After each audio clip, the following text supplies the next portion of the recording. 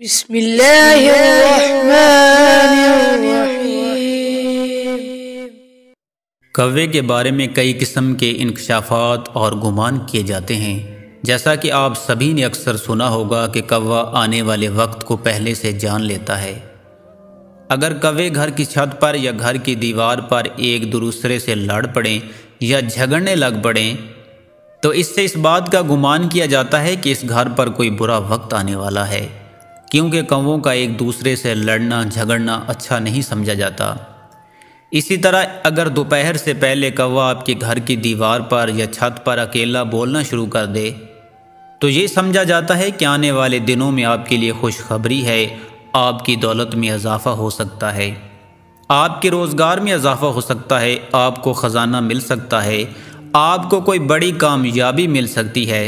یا بعض لوگ یہ بھی گمان کرتے نظر آتے ہیں کہ اس گھر میں کوئی مہمان آنے والا ہے۔ اگر کوئی کوا اچانک منہ میں روٹی کا ٹکڑا لیے نظر آ جائے تو سمجھیں کہ آپ کی کوئی بڑی خواہش پوری ہونے والی ہے۔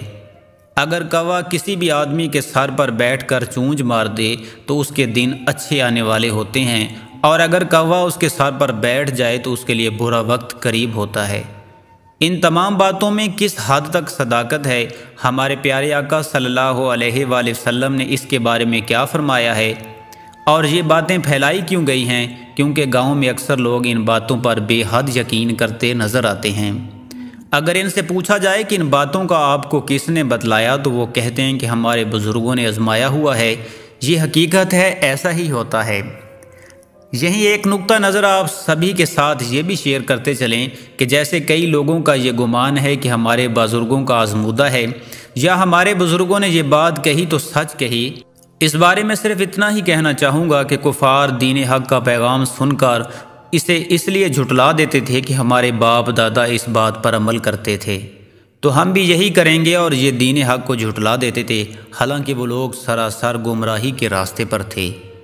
ویسے تو اور بھی بہت سارے پرندے ہیں جو گھروں میں آتے ہیں، تو زیادہ تر لوگ کوے کے بارے میں ہی ایسے سوالات کیوں کرتے ہیں؟ ان سب سوالوں کے جواب آپ سبھی کے ساتھ شیئر کرنے سے پہلے آپ کے ساتھ کوے کی ہسٹری شیئر کرتے چلیں کہ آخر اس پرندے کی ہسٹری کیا ہے، جس سے آپ کے لیے آج کے ٹاپک کو سمجھنا اور بھی آسان ہو جائے گا۔ کوا بہت چالاک پرندہ ہے، اس کی نظر بہت تیز ہوتی ہے جو اسے خوراک اور دشمنوں سے آگاہ کرتی ہے۔ یہ کوا ہی وہ واحد پرندہ ہے جس نے انسان کو مردہ دفن کرنا سکھایا، انسان کی لاش کو مٹی میں دفنانا سکھایا، اور یہ وہ پرندہ ہے جسے حضرت نوح علیہ السلام نے سب سے پہلے زمین کا جائزہ لینے کے لیے بھیجا۔ لیکن یہ اس کی بدقسمتی کہیں یا کچھ اور، جب اس نے زمین پر مردار دیکھا تو اسی کو کھانے بیٹھ گیا۔ یہی وجہ ہے کہ اسے خوف کی بد دعا دی گئی، اور اسی وجہ سے یہ انسانی آبادی سے ہراساں رہتا ہے اور انسانوں سے چوکنا رہتا ہے۔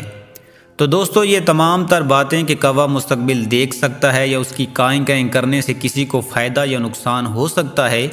تو آپ سبھی کو بتاتے چلیں کہ اسلام میں ان تمام تر باتوں کی کوئی اہمیت نہیں۔ موجودہ دور میں پاکستان میں ان باتوں پر ابھی بھی یقین کیا جاتا ہے، اور بہت سی ایسی چیزیں ہیں جن کو بادشگونی کی علامت کہہ دیا جاتا ہے۔ عبداللہ بن مسعود رضی اللہ تعالیٰ عنہ سے روایت ہے کہ رسول پاک صلی اللہ علیہ وآلہ وسلم نے فرمایا کہ بادشگونی شرک ہے۔ آپ صلی اللہ علیہ وآلہ وسلم نے 3 مرتبہ فرمایا، اور ہم میں سے ہر ایک کو کوئی نہ کوئی وہم ہو جاتا ہے، لیکن اللہ تعالیٰ توکل کی برکت سے اسے دور کر دیتا ہے۔ آخر میں آپ کو ایک بات بتانا ضروری سمجھتے ہیں کہ صرف اپنے اللہ پر یقین کامل کر لیں، مکمل توکل رکھیں، اور جو کچھ بھی ہوتا ہے، جو کچھ بھی ہوگا، وہ اللہ ہی کی طرف سے ہوگا۔ جب آپ کا یقین پختہ ہو جائے گا تب انشاءاللہ آپ ان سب چیزوں، توہم پرستی، بادشگونی، بد اعتقادی سے انشاءاللہ نکل جائیں گے۔ یقین کریں، زندگی ہلکی پھلکی محسوس ہونا شروع ہو جائے گی، جس کی شرط صرف یہ ہے کہ رب ذوالجلال پر مکمل اعتقاد، یقین اور توکل رکھیں۔